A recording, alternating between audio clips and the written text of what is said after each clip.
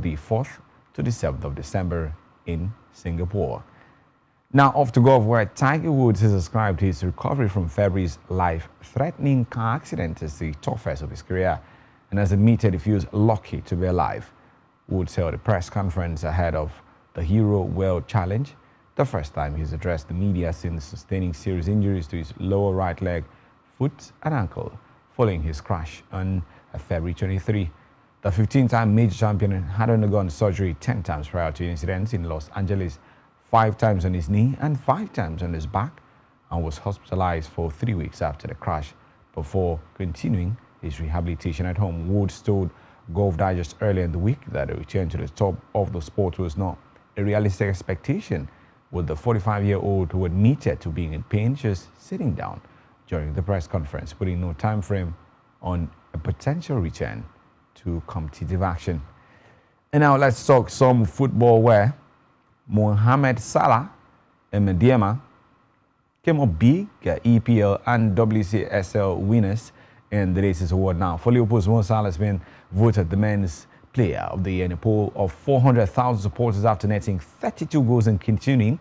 And in this particular season for his club, this particular calendar year, the Riyadh Ace was named the nation's best performer in 2021 at the Football Supporters Association Awards on Monday. Salah held off competition from Chelsea's Mason Mount, Man City pair Phil Foden and Ruben Dias, West Ham United's Mikel Antonio and Leicester City's Yuri Tielemans to claim the top gong.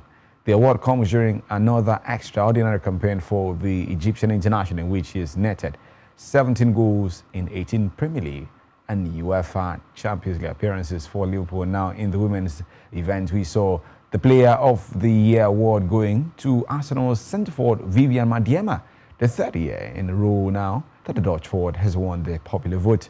Miedema, who is both the Netherlands and... Leave them unable to qualify in the first half, but they've scored with their second in the second half. Comes against them, one, it's over. Too many icing coming up short.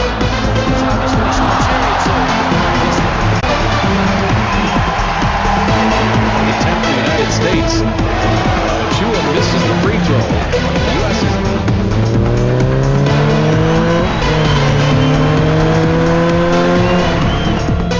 Timeouts. If he makes one, it's over. If he misses, you're going to need a 90-foot heave. Missed them both. The final heave from midcourt and beyond, and Nigeria. Many thanks for joining us this morning here on Captain to clear the air and, of course, address the situation, saying it's a vaccination rule not targeted at Novak Djokovic or anyone in particular. It's just something they have to do to keep the country safe from the coronavirus. And, of course, we're talking about the new variant being Omicron now, nothing personally. Definitely nothing personal, personally about individuals like the likes of world number one. I think it's a conversation that's been lingering for a long time. Absolutely. Right from when the tennis seasons weren't over yet. It's been a conversation from the Victoria Premier and now the Minister. The truth is, COVID situation is serious. World over at the moment, it's quite serious, and it's something we have to really look at. We're most likely, from the way the setup is at the moment, we're most likely going to see probably another lockdown the world over, and certain restrictions is already happening. There have been restrictions in various countries at the moment. I say that today, but be that as it may, it's a big concern the world over, and I think the Premier and the Minister in Victoria, Australia, they ought to do something about it even more. Now, let's look at it now.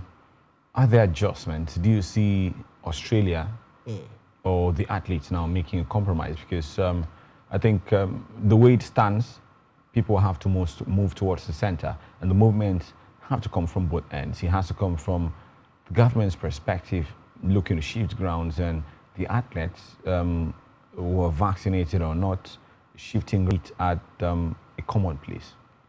I think, for me, I think nothing is more important than the safety of human beings, the safety of the citizens of Australia. If I'm looking at from a standpoint as an Australian, it's better. We know Australian Open will bring a lot of business to the Australian people. It's usually a very big competition, especially beginning of the year. So you start the year with big business, booming the economy. Yeah, but again, if you talk about big business, you talk about booming. How do you achieve that without the top players? Novak Djokovic is going to be one of the biggest attractions when you talk about the Aussie Open. That's the problem.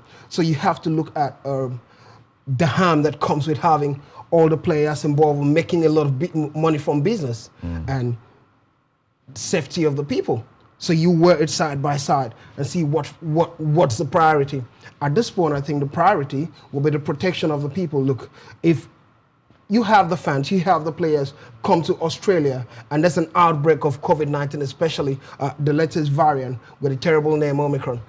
Do you know what it means? It means that for the rest of the year, you might shut yourself down, no travels, lower business rates in your country, and it's likely going to be a big problem. So as it stands, I think the priority will be the safety of the people. And come on, the big stars have to adjust. Right, well, it's an ongoing conversation, whether or not anyone would have to shift grounds. I think that will be the conversation for inspire Africans and, of course, the next generation, even his contemporaries. But for now, it's moving up, and this has got to be more motivating for Africans, more motivating even for more Nigerians. I like the news. Question is, how many levels has he gone up? 4. 4 levels. Yeah. It's exciting. It's exciting. Good news for Nigerians. Good news for the players and other players, because having a Nigerian in this position right now, he's representing. It's a point to that we could be expecting more from Aruna. We have to be expecting more from Aruna. It's a great pointer. Maybe along the line he'll get to win the World Cup. Yeah. Along the line, that's a hope. Well, we're hoping that Aruna Quadri first up in the $600,000 event built for Singapore, which is between the 4th to the 7th of December. Well, it would be a perfect Christmas gift if Aruna were to land that. I agree. The way he's going, absolutely. It might happen. You know, yeah, but you know, that would be the very big story. Yeah, you know, it's a competition that you know, has the top 20 players competing in that particular. And then when you look at the fact that Africa is so representative, what's that for him? How do you think Aruna would realize that she could expect that wouldn't happen with Aruna Quadri? The way he's playing at the moment is exciting. I really hope that. I don't know how people really get enjoyed playing table tennis. Really? Come on. No, Blind, have you played table tennis? Of course, I play table tennis. You play table tennis, then we should play table tennis. So when I stretch you from side to side, I get you rocking around the byline, then you could see. I have a problem when the injury seems to be common. But be that as it may, I'm not a pro in table tennis. You know, when there's, let's say, any injury, there's always that threat of a relapse. I agree. That's the problem. I agree to that. Yeah. I agree to that. Wow. So I'm happy he's not. Missed, despite winning this morning 1-7, missed services of LeBron James, and we hear could miss a couple of weeks owing to COVID-19 standard protocol there. It's got to be sad for the LA Lakers. Bad news for them, you'd say. Bad news for the NBA too, because the biggest star in NBA right now, the news is tested positive for COVID-19. Yeah. And the NBA rule says a player who's tested positive, though they're not reactions to that, he's not feeling sick, he's normal, will have to stay a 10-day quarantine. And that's the situation now. Most likely we might not see LeBron James play for a while. Yeah. But it's sad not to see LeBron. It's just been from one problem to the other in recent times. And the biggest star of NBA is not showing up as often as possible. Good for Lakers, the one without LeBron. But we're really hoping to get the news in a bit, in a couple of weeks, and the situation and the improvement that comes with it. All right. Well, LeBron James is very sad. The LA Lakers miss him at this point. Well, we hope he gets back even bigger and better. Now, the Suns, the one early as of this morning, one of the biggest matchups for this particular season was the Phoenix Suns up against the Golden State Warriors. And, you know, we've been talking about it for quite a while. These are two of the best teams in the NBA so far. The power rankings, the Golden State Warriors have kept it for about 6 weeks now. And the Phoenix Suns have always talked about the fact that they're knocking. They haven't been too far off in second spot. And in the early hours of this morning, they made a step forward, big push for that #1 spot. Sort of the Golden State Warriors was a massive win, but that didn't come without a price. Denver Booker got himself injured in that particular affair, but on the whole, they had to win, something they very much desired. Exciting for me, you know, have rooted for the Suns in recent times. When I look at the team, the way the collection of the team, the cohesion, the way they play, it's exciting knowing that they beat the Warriors, and they beat the Warriors in enticing, phenomenal way. Why do I say that? On the night, a lot of stories says they were quite defensive, but they did the best being defensive. And also when you look at the points that Steve Curry had in this game, it says a lot about what we've been talking about when you have one superstar being the main man in a team. When you have the superstar being the main man in the team. So it's usually a big problem the way it is. Steve Curry had about 12 points at the moment in this particular game, and they shot him off his 3 points. I think he had only 1 3-point. For me, it's exciting to see the way the Suns are playing at this point, and it's also exciting for the result. They're at par right now with the Warriors, 18-3 total win, and they're at level at the positioning ranking. Well, now, it's even more disturbing when you look at the fact that the man was, you know, restricted to just 12 points, one of the best players for the season. Curry, you know, just restricted to, you know, a couple of points, 12. By the very high standards he set for himself, blinding, a lot of people say that's mediocre. That's the difficulties we're talking about. It's like being a superstar in a team at this point. For me, it's exciting the way the Suns are playing right now, the energy, the collective effort. It goes to show that a team sport is really better when the team has a collective cohesion, more than when you have a particular point man and max man being the star for you. Right, so that's about the story, and of course it's very exciting looking at the match of this particular morning from the NBA, and of course you see Chris Paul doing his absolute thing, and it's very exciting to see him do that continually. But now let's talk about the New York Knicks, very upset about officiating. It's not a very popular feature, popular figure, you know, popular phenomenon in the game of basketball. Teams, you know, talk about officiating and all of that, but it happened this morning. It means tempers are rising, the pressure is on, expectation is mounting, and of course that leads to this kind of stories we're telling right about now. I agree, especially when you're coming from not winning a lot of games. And you're playing a big side, and hopefully you might feel you could have gotten a better result. On the night, no matter the situation, no matter the tempers, we always have to give credit to the Lakers for taking it a notch farther, especially when you don't have LeBron James on the field. Knicks very upset with the loss to Brooklyn Nets, and the stories that they're pointing towards officiating in one of the games played in the early hours of this particular morning. Well, it's Sports Central here on Spectrum TV, and we'll hit the breaks right here, and we'll be back with more stories for you on the other side of things. So you stay right here with us.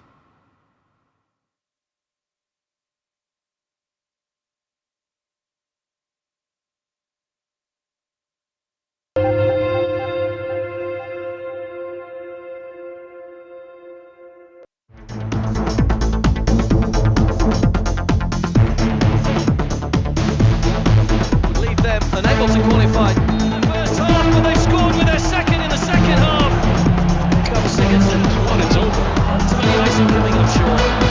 Time is finished on Cherry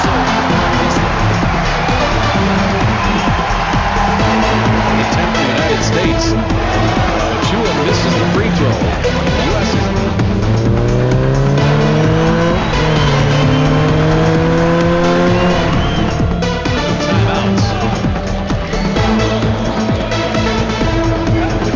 One, it's over. It becomes a two-possession game. If he misses, you're going to need a 90-foot heave. Missed them both. The final heave from midcourt and beyond, and Nigeria. It's Sports Central still on the Spectrum TV now. Let's continue with the rest of the stories, beginning the football story this morning from Spain, where the Copa del Rey came up last night with some very exciting fixtures and even more interesting results, and one that really caught the eye for us as Nigerians was Samuel Chukwueze for a second game running for Villarreal, scoring for the Yellow Submarines in the clash against a second division side, basically. But that's not the story. The story is Blyden. Samuel Chukwueze, for his second game running, has scored following that goal he scored against Barca over the weekend. It's got to be exciting. This has been one of Nigeria's brightest prospects in Europe. Had that meteoric rise, but a combination of injury and fitness issues, has he's seen his stocks considerably falling.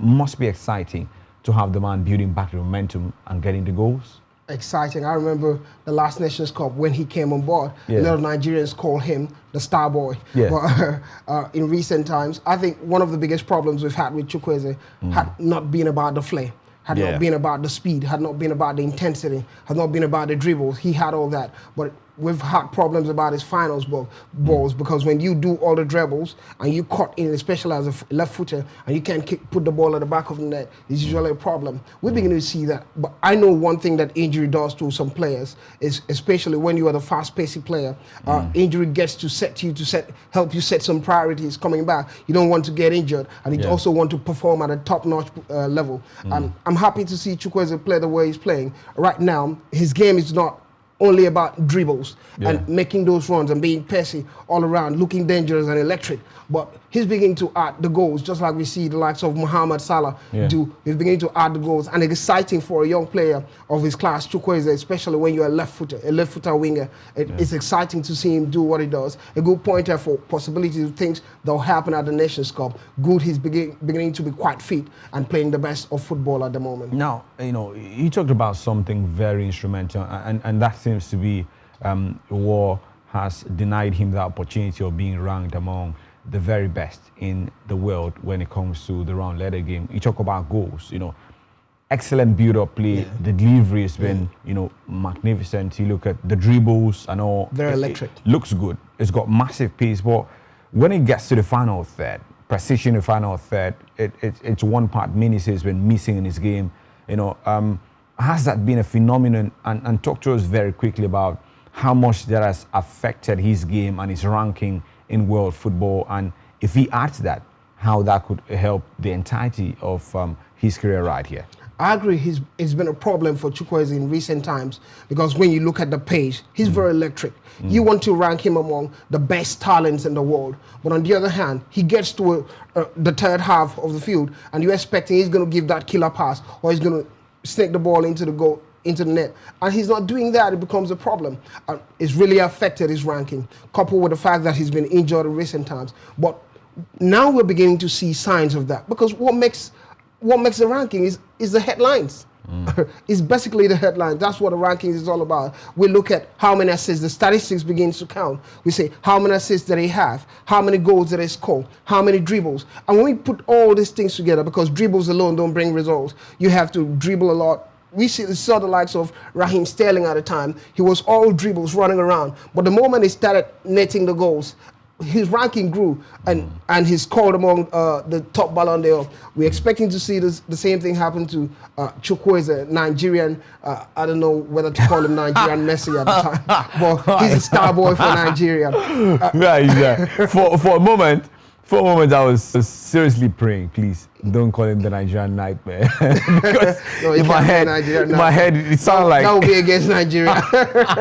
It sounded like you was talking like you always call him the Nigerian Nightmare. No, not at all. It's Samuel Chukwueze, and of course, we're hoping you grab some more headlines like this. This is what makes for good reading. Samuel Chukwueze is scoring again in Villarreal's Copa del Rey win. We wish him the very best going forward. Now let's switch in, talk about the story from England. The English Premier League returned last night, served up by 2 actions. But let's start the conversation from St. James's Park, where a Timu Puki 79-minute goal denied Eddie Howe Newcastle his first 3 points in charge of the side, and Newcastle's first 3 points for the entire season. 14 games now, Blyden, and we're still talking about Newcastle in search of their first win of this particular season. Sounds like they're in some sort of fix, in a dire situation. Would you say they are the threat of, or the standard risk of being relegated at the end of this particular season, despite the fact that it's just match day 14? It's sad the way it is. The problem with not getting a win is that the more you lose or draw and you can't get a win, the lesser the confidence for the team. Absolutely. And you begin to struggle even further. And when teams come play against you, they begin to build up confidence. Oh, it's Newcastle, maybe we can beat Newcastle. A sad new management, new owners, new coach, and nothing is happening at the moment. Not being able to win a game for me, for a big club like Newcastle, it doesn't sound good. Newcastle is a big club now, Blyden.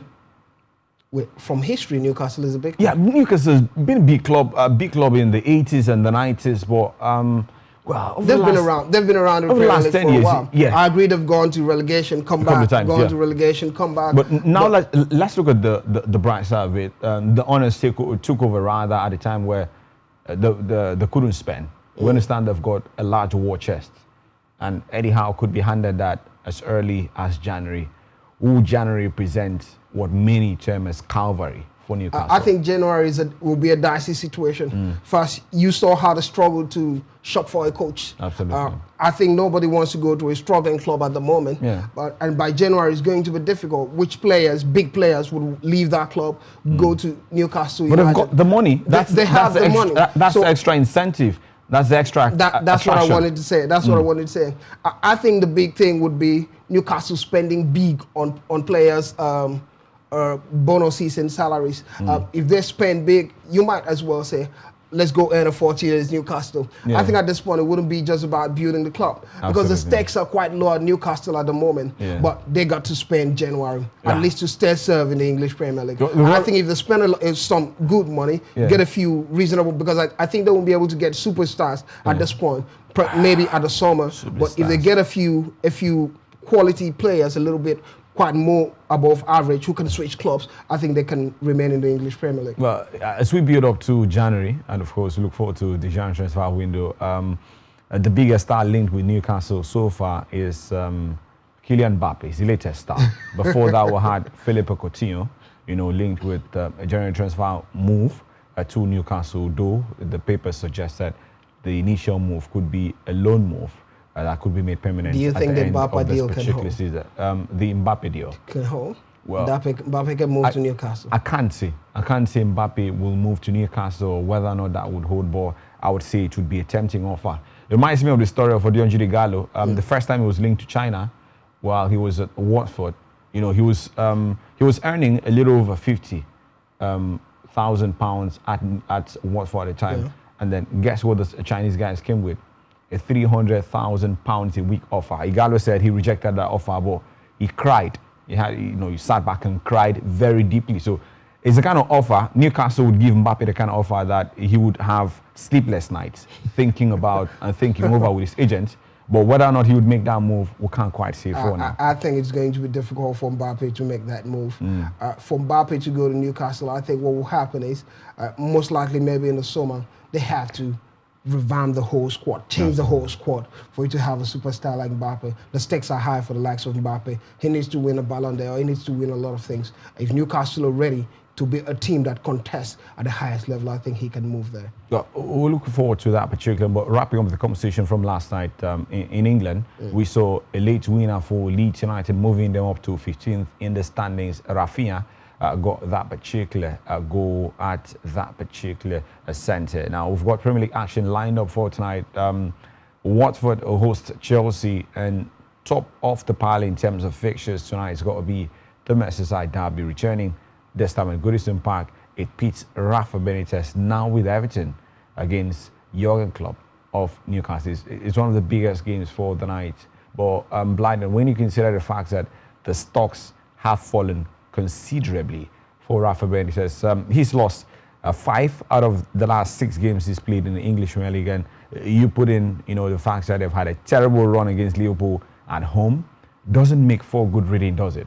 Not at all. Not at all. We know the stakes happening at Liverpool at this point. Anybody playing Liverpool, you're scared of what might happen. Liverpool they're trying to see, competing with the likes of Chelsea and Manchester City to see how to clinch the title. It's going to be difficult for any club right now to beat Liverpool the way it is. But be that as a man, there are a lot of Everton are neither here nor there. They're struggling and sometimes winning. They've not actually made a statement about the stance in the league at this point and what they really want to achieve. We're seeing them moving a bit closer. It's been difficult, but come on. You have to look at the tenacity that comes with this game. The Merseyside derby has always been. It's about pride. It's about pride. It's about locality. It's about everything you could think bragging about. right. Bragging right. Everything you can think about a sporting game. Absolutely. But I think Liverpool will just have an edge. Well, now let's talk about the other game for the night. It's Clarineri at Vicarage Road. They take in Chelsea, and it's quite the story for tonight. Then we'll talk about the fact that the injuries mounting for Watford. You know, likes of Ismaila Sarr, who is out injured. So we'll talk about this game from the Nigerian perspective. We understand we've got a couple of them at Watford. Likes of Emmanuel Dennis. I've got Ogenekari Tebo. You know, we've got the man, William Trustekong, who had a blunder of the weekend against Leicester City. Meanwhile, we hope he recovers from that. But here's Chelsea. In near full strength, Chelsea will talk about the return of Romelu Lukaku. Timo Werner is back in forward. Then, you know, we hear N'Golo Kante is back running and potentially could feature on the game later tonight. And let's talk about this game, what it means, Watford or hosting Chelsea. When you put it into fact that they drew against Manchester United over the weekend, and the cushion is very slim, the margin is very slim. This is a game Chelsea are condemned to win. I'm telling you, it's a game Chelsea must win, but it's a tricky game for me because Watford are an unpredictable side. Absolutely. We saw how they sacked Ole Gunnar Solskjaer. We've seen them. Watford sacked Ole Gunnar Solskjaer. I almost forgot that. We've seen them play exceptional game of football in recent times, and the Nigerian striker Emmanuel Dennis seems to be in the form of his life. At the point we're talking about Igalo and the rest, and Osimhen not being in the national team, he just stepped up. But he's showing everybody with performance. He ought to be the guy in the national team. But on this particular game, it's a dicey one. Chelsea has got all the talents, or all the players you need to talk about. Players are coming back. We have the likes of Mendy who are making sales for a living at the point. But come on, it's a dicey one. We can't take anything away from Watford. Let's look at this game. Chelsea. Let's look at this Might game. be a slim win for Chelsea. Let's look at this very quickly. It's football. Yeah. You know, you don't just go about dashing points or giving away points. Anyway, Chelsea drop points in the game later tonight. Oh, wow. I think Chelsea will win, but it will be quite close. I think Chelsea will win. Close margin. It will be quite close. It will be quite close. All right, okay. It's going to be just a difficult game for them, but they'll win. All right. Then it's a big story we hear, still from England. If you're a Manchester United fan, then we've got news for you. Michael Carrick will still be in charge of the game.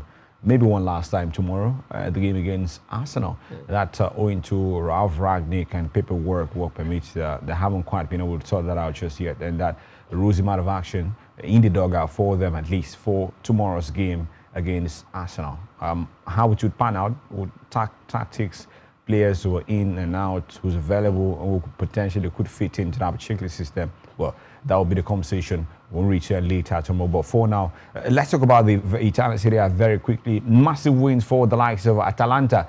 Juventus bounced back from the disappointment of the weekend and had that win as well. Needed to win. Same story for Fiorentina. Came from a goal down to beat the opponent who were talking Sampdoria by 3-1 in that particular encounter. And later tonight, Blyden, we'll talk about the likes of Inter Milan, AC Milan, back from that disappointment weekend against Sassuolo at the San Siro, featuring two Roman clubs in Roma and Lazio also in action. Should make for an interesting reading. Definitely, it would. It would. The Serie A is being exciting right now. The way the games are turning out, especially after Napoli had dropped a point, had their first loss. It seemed like it was going to be an all-easy ride for Napoli, but it's beginning to shape up. The likes of Juventus are not the big side anymore, as we used to see. Roma are keeping up the top with the rest of the team. Atlanta, we know how good Atlanta are. They're putting pressure, and Inter Milan are saying we're still the champions. For me, the Serie A is getting quite open, but come on, the guys from Naples are making a step in, and they want to win the Serie A. Now, let's look at something. It's early, very early here, but it looks like it's an early four-horse race. We're talking the Milan clubs, Inter, defending champions in it, AC Milan also going for the Scudetto. Not far off Napoli are showing real intent right here. And can you entirely rule out Juventus from this title race? They've been floundering of late, but does that take them out of title contention? And if that does, where do you place them? I think when you want to start well, when you want to win something, you start well. Right now, the exit of Cristiano Ronaldo has made it difficult for Juventus. We've seen a big gap. At a point, it seemed like if Cristiano leaves, nothing happens. But we've seen a huge gap there. That crunch win he brings during games, that big player that puts the rest of the players under pressure. Right now, we're not seeing the character in Juventus. Actually, we thought when Allegri comes, it's going to be a massive step up for the players. He's known the terrain, a new coach, he's known the terrain, and the appeal of faltered a lot. We could say that he was inexperienced, but Allegri is back. But for me, the standings of Juventus right now, I don't see them winning this Serie A. I think probably right now they're battling to see how they can finish the top 4. If they can finish the top 4, I think it will be a good season for them. Right now, the contention is between Inter Milan for me and Napoli. Right now, let's look at something very quickly, Blyden. Talking about Juventus, you talked about the exit of you talked about the exit of Cristiano Ronaldo and how potentially that's affecting them right about now. But let's look at something else where beyond Cristiano Ronaldo, they've still got exciting players. The likes of Paulo Dybala are in that role. We're talking the exciting American Winston McKinney. We've got Cuadrado, Juan Cuadrado also in it. Federico Chiesa. We're talking Benedeschi, Alvaro Morata. Looks like they've got the names. They might not have that massive contribution from Cristiano Ronaldo, the Supremo, but haven't they got the quality to galvanize to get the best and compete for the Scudetto? I think one of the biggest problems that happened to Juventus was the fact that when Cristiano Ronaldo came in, they stopped buying quality players. They depended so much on Cristiano Ronaldo. Look at Juventus midfield.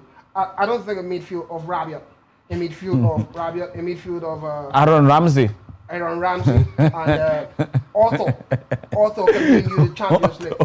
Otto Gremio. Otto can win you the Champions League. Not a strong midfield for me, but they have some good. You see the likes of Dybala or Dybala, or however you want to call it, and the likes of Chiesa, who are doing quite well. Young players coming in, they're trying to make a point, making a statement, and we know the quality of Morata. Morata has been an exceptional attacker, but he's not that attacker that will give you a wholesome win throughout the season. For a while, I remember his time at Chelsea, he was ousted out because he was fond of missing goals. But he's improved his stake at the moment and he's playing good football. Be that as it may, football is not just about an individual play. It's about a collective play and a cohesion that comes with performing at top level. Right now, I think Juventus do not have the quality, the exceptional quality from a team's perspective. In all areas of a team, the defense, midfield, attack, they don't have that quality to win the Scudetto. Right, well, it's a story from Italy. We're talking about the Italian Serie A, and basically we're looking at the front runners and the floundering Juventus, while the struggles and where that keeps them in the race for the Scudetto, or beyond that, at least qualifying for the Europe's Premier. We're talking the UEFA Champions League. We'll hit the breaks here very quickly and we'll be back for the last shot here in the conversation. We're talking Sports Central here on your dial, Spectrum TV. So you stay right here with us. We'll be right back at you in a moment.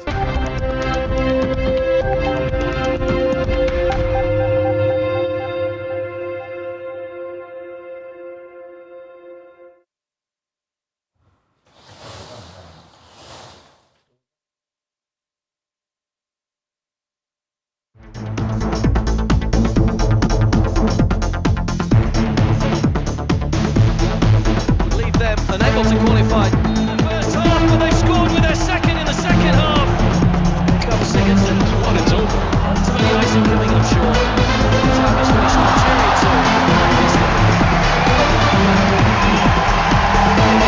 attempt the United States. Chua misses the free throw. The U.S.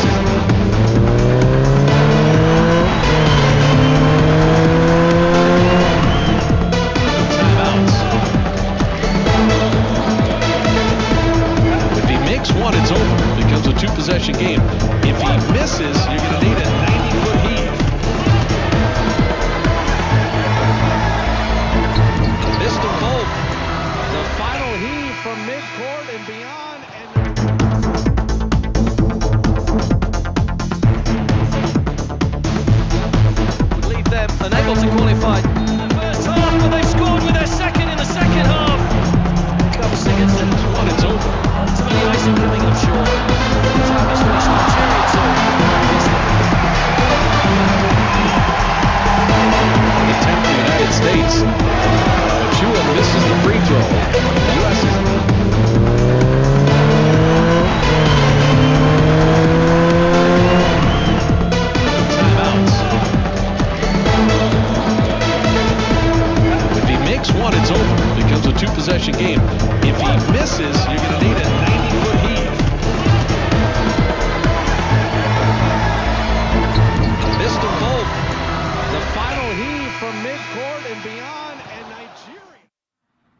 always exciting to be doing this for you here on Sports Central on Spectrum TV. Now, let's get to the last part of the conversation, and the conversation is: does this man get the plaudit he so rightly deserves? The story of Egyptian Mohamed Salah plays club football for Liverpool, and the latest story is that he's had an award coming his way, and on Monday, we understand the Football Supporters Association handed Salla the best player in the league award for 2021. And Blyden, when you look at the numbers, they've been amazing for this man since he returned from Roma on his second missionary Premier League journey. It's been absolutely phenomenal, hasn't he? First season, it was about Salah's form. Played exceptionally well. Every mistake he did was a goal. First season for me. After that, the question was, will we see the class? Because form is temporal, but class is, I wanted to say eternal. Class is permanent, not eternal. But be that as it may, I think Mohamed Salah has been the biggest star in the English Premier League in recent times, followed by Kevin De Bruyne. Right. For me, Mohamed Salah, look at the goals, look at the performance. If you want a player that is electric, it's Mohamed Salah, the Egyptian king. Rather, they call him the Egyptian god. 32 goals this season, performing at the highest level, scoring magnificent goals, setting up Liverpool at the position they are. For me, he's the best player. If it went to any other player, it would have been a highest discredit to Mohamed Salah's performances. All right. Well, Salah won this particularly on the Football Supporters Association Award, but Jurgen Klopp was very distressed at the Ballon d'Or, you know, that Salah didn't win, because for him he thought if Lewandowski didn't win that particular award, then it should have gone to Mohamed Salah. Where do you stand in that particular conversation, Blyden? Soon we'll have Thomas Tuchel come out to say I could have gone to Jorginho. Everybody rooting for that one. Come on, if you are a coach, who do you stand for? I stand for Salah. If I was Jurgen Klopp, I'll say Salah is my best player, he ought to win. But we know the standings. For me, it should have been Lewandowski. But it goes to show the conversation we've had over and over again. The Ballon d'Or showed a lot of discredit to great players and their performances. Looking at the position of Mo Salah on it, for me, it wasn't good enough. He should have been higher the stake. But be that as it may, he's going to win a lot of things going forward. All right, now, 32 goals and still counting in this particular calendar year, and 17 and still counting as well in the Premier League and the UEFA Champions League. And you look at the Premier League, his top scorer, and of course the joint most assists in the Premier League as well. And where do you see, let's predict a number, you know, for goals in our competitions this particular season? Do you see him cracking past 40 goals and then maybe around 15, 16 or more assists? Well, that's just me in my head, in our basically. So, Blyden, Salah, let's talk about his numbers at the end of the season. Where you think he will end? Wow, I can say exactly. Look, no, like, let's, okay, let me make it a little easier. With the way Salah is going in terms of the goals and the assists, you look at the rise, 17 and still counting after 13 games in the Premier League, and of course, how many games rather in the UEFA Champions League? It's got a lot. You're expecting Liverpool to go every step of the way in the Premier League and to go as far as possible in the UEFA Champions League. Wow, Mohamed Salah is electric. Mohamed Salah is in a form of his life. Yeah, at I've the heard moment. that many times. Even when he's not, it seems like Salah is not in the game. He brings a performance like the goal we saw against Manchester City in recent times, and for me, I think he might hit 30 goals on both in the Premier League this season. I think so. Just the Premier League? Yes, just the Premier League. 30 goals I'm just in the Premier League? I'm expecting him to cross the 30 mark in the Premier League this season. Oh, now that's way above what I thought. I was thinking in all competitions. So if he cracks... I think he would go if past. If he cracks 30 goals in the Premier League, then, you know, potentially seeing Salah 45 hitting the 50-goal mark in all competitions.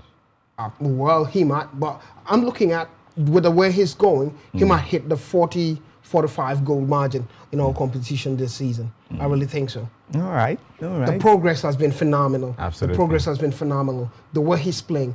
You know, when you play football, and it gets to a point where whether you play so well or not, you are able to get the goal. And he's getting fantastic goals.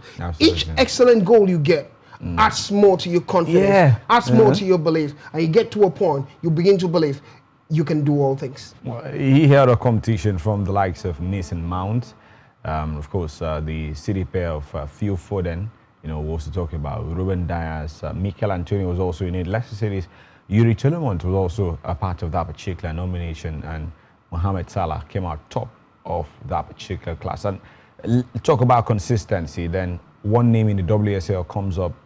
We're talking Viviane Miedema, the Netherlands and Arsenal forward and Blyden for a third year running should win this particular award. Then it shows consistency, doesn't it?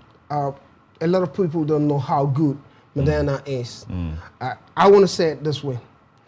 When you are better than Sam Kerr of Chelsea, 3 good times, it's, I wanted to use the word over Frank good. Kirby as well. I wanted to use the word over good.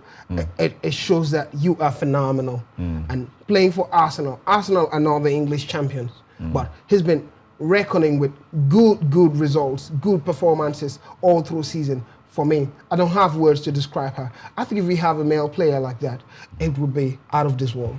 Well,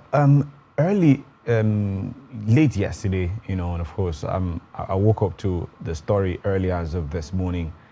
The Lionesses of England putting 20 past the opponent. It sounds like, story of maybe handball or sounds like a basketball scoreline, a 1/4 basketball scoreline. But I woke up and I was like, Boholi's football blighted. I'm telling you, I think about how many players, 7 or 6, scored a hat-trick in that game. It was against Latvia. Yeah. It was against Latvia. 20-0. I don't know what to say. Wow. But when you have opportunity to score goals, you score as many as you can. Score as many as you can. So when the goals dry up, okay, I scored 20 in the last one. In recent times, a lot of teams are, what's happening in Europe at the moment, especially looking at the male category, a lot of teams are complaining that Cristiano Ronaldo scored a lot of goals because they've been playing St. Marina and the rest. And in recent times, you could see that the likes of Netherlands, England, when they meet these teams, they want to score as many goals as possible. Harry Kane wants to make the numbers. Come on, at the end of the day, nobody cares who you played. They talk about how many goals you scored. Absolutely. And the English side did phenomenally good the way they played, scoring 20-0 past Latvia. I don't know if it's football. It was football, actually. Imagine watching that game and you're thinking, let's change the channel, please. No. Well, you'd be talking from a neutral perspective, but if you're English, you just keep counting the goals, and at some point you lose count. And if you're the coach, you stop celebrating. And imagine the goalkeeper. The goalkeeper knows the next one is a goal. No point to make saves anymore. Exactly. It's 20 already. What are you saving now? So basically, when the ball was coming her direction, it's like, come and score. Just come and score. Because you'll be shouting on the defenders. You get tired of screaming. At the first goal, the second, you're saying, come on, you're supposed to mark, you're supposed to mark. And then it's 5 goals, it's 10. And you're like, oh God. We're like, okay. When it gets to 16, 17, 18, you're like, well, let's just not make it 30. Let's not make it 30. I remember 20 is a good result. I remember the story of Australia. In the build up to the 2006 World Cup bit. I can't remember the opponent, but